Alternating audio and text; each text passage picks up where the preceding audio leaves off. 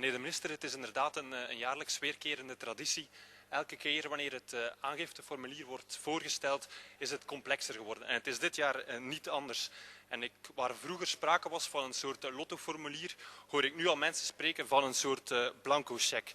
Wat er ook van zij, er zijn twee nieuwigheden. De codes staan niet meer voorgedrukt. En ik denk dat dat een gevaar is om meer fouten, vergetelheden te doen ontstaan. En dat is eigenlijk wel problematisch. Want iedereen weet, wanneer er een fout is in het nadeel van de schatkist, wanneer er bijvoorbeeld te weinig is aangegeven, dan volgt er een correctie en een boete. Maar wanneer er een fout is in het nadeel van de belastingplichtige, dan gebeurt dat niet automatisch, maar is men zeer streng bij het beoordelen van het begrip dwaling. En dus de belastingplichtige heeft niet altijd de mogelijkheid om een correctie door te voeren. Tweede nieuwigheid, het opsturen van de documenten naar Gent en Namen. Ik denk dat we de ambtenaren bij de administratie daar goed moeten op voorbereiden, want als dat effectief zo is, betekent dat eigenlijk een grote werklast die geconcentreerd wordt in één kantoor. Iedereen weet natuurlijk wat de filosofie is achter deze wijzigingen. Namelijk de mensen doen overschakelen op Texon Web. En op zich is dat een goede zaak, maar we mogen niet vergeten dat niet iedereen daartoe de mogelijkheid heeft of daartoe voldoende beslagen is. En het kan niet de bedoeling te zijn om te evolueren naar een soort van belastingaangifte met twee snelheden. Dat brengt ons bij de kern van het probleem en dat is uiteraard de complexiteit van de wetgeving. En zolang dat we daar niets aan zullen veranderen, gaan we telkens jaar na jaar hetzelfde probleem kennen. Vandaar mijn vragen aan de minister. Wat is de stand van zaken met betrekking tot een mogelijke vereenvoudiging van de belastingwetgeving? Wordt daar nog aan gedacht? Wat is de stand van zaken met betrekking tot de vooraf ingevulde aangifte? Die vraag is al gesteld. De belastingadministratie beschikt over heel wat gegevens, zeker voor een aantal groep van belastingplichtigen, bijvoorbeeld gepensioneerden. Wentelt u door deze twee nieuwigheden de risico's, de gevaren, de kans op fouten niet af op de belastingplichtigen? 4. Welke maatregelen zult u nemen om de belastingverwerking, de scanning, op een ordentelijke manier te doen verlopen? En 5. Wat zal er gebeuren met de bijlagen en de documenten die zijn ingescand? Worden die bijgehouden met het oog op mogelijke bewijsproblemen achteraf? Proberen wij ook om een duurzaam ontwikkelingbeleid te voeren. En dus wij proberen om minder papier naar de mens te sturen. Het is toch een zeer goede zaak, denk ik. Maar bon, ten tweede moet ik u zeggen, wij proberen ook om een opvolgingsproces te geven aan alle nieuwe wetgevingen. En ik heb veel commentaar gehoord over veel nieuwe codes. Het is waar, er zijn veel nieuwe codes in verband met veel nieuwe belastingverminderingen. En ik heb nooit een belastingplichtige, ik heb een aantal van parlementair gehoord, maar ik heb nooit een belastingplichtige gehoord met een kritiek tegen zo'n nieuwe belastingvermindering. Maar bon, het is zo, in het parlement heb ik altijd veel kritiek voor wat nieuwe codes betreft, maar bijvoorbeeld, er zijn nieuwe codes voor de sportbeoefenaars, er zijn nieuwe codes voor auteursrechten, er zijn nieuwe codes voor ook duurzaam ontwikkelingbeleid met de woningen en dergelijke meer, maar het is altijd met een voordeel voor de belastingplichtigen. Want we kunnen misschien nog naar een nieuwe fiscale hervorming gaan. Hè, met niet alleen een vereenvoudiging, maar nog zoals in 2001 een vermindering van de belastingen. Ten derde, voor wat de verschillende belastingen aangeeft, moet ik u zeggen, meneer Van Bies, wij zullen de aangifte sturen vanaf mid-april. Dus zoals vorig jaar. En dat zal met een termijn tot en met 30 juni van 2001. Het is een normaal termijn voor de aangifte, behalve op taxonweb voor de mandatarissen. U weet dat, het is mogelijk om tot en met oktober te gaan.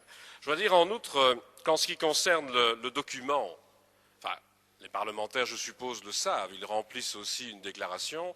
Nous envoyons deux documents, évidemment.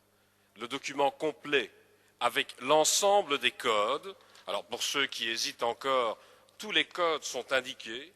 Toutes les explications, les brochures annexes pour permettre de comprendre l'ensemble des mécanismes. Quand on a rempli ce document qui est le brouillon, la seule chose que l'on demande, c'est de recopier les montants et les codes sur le document qui est envoyé à l'administration.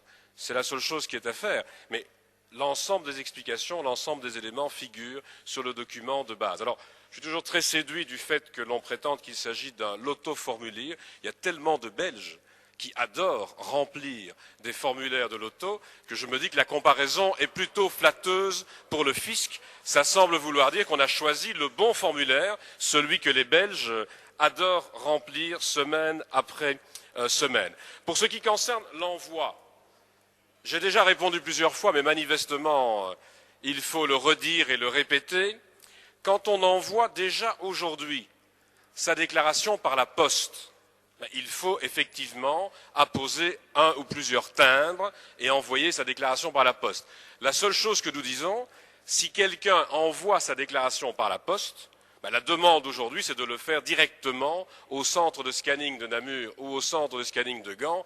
C'est quand même normal, puisque c'est là que finiront ces déclarations, grâce, je vous le répète, à la modernisation du département des finances. On peut scanner l'ensemble des déclarations et les traiter dès lors de manière numérique.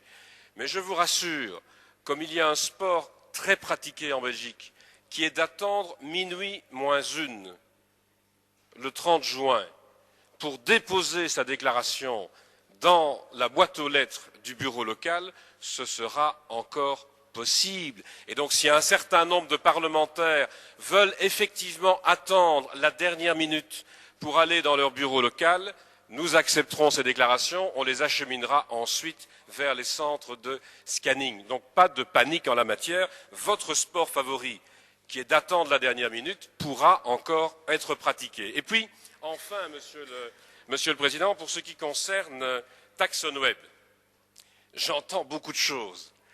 Mais je voudrais dire que TaxonWeb, d'abord, prévoit déjà non seulement des mécanismes de contrôle, les totaux sont faits automatiquement par le système informatique, les codes qui doivent être remplis sont indiqués de manière tout à fait spécifique, et si on ne les remplit pas, il y a une alerte qui est donnée, les systèmes d'aide sont multiples, beaucoup de rubriques sont pré-remplies, il y a eu toute une série de questions sur des rubriques pré-remplies. Allez sur TaxonWeb, je vous y invite vraiment, allez-y, et vous verrez que les rubriques sont pré-remplies. On peut maintenant utiliser TaxonWeb non seulement avec des codes qui sont à demander à l'administration, mais heureusement aussi, je m'adresse à l'actuel et à l'ancien ministre de l'Intérieur, heureusement, grâce à la carte d'identité électronique, on peut avoir accès à TaxonWeb grâce à cette carte d'identité électronique automatiquement. Bien sûr, nous tentons qu'il y ait de plus en plus de personnes, il y a déjà plus d'1 million de contribuables qui ont utilisé TaxonWeb, on les invite à le faire. Je voudrais conclure, Monsieur le Président, en disant qu'il y a une critique que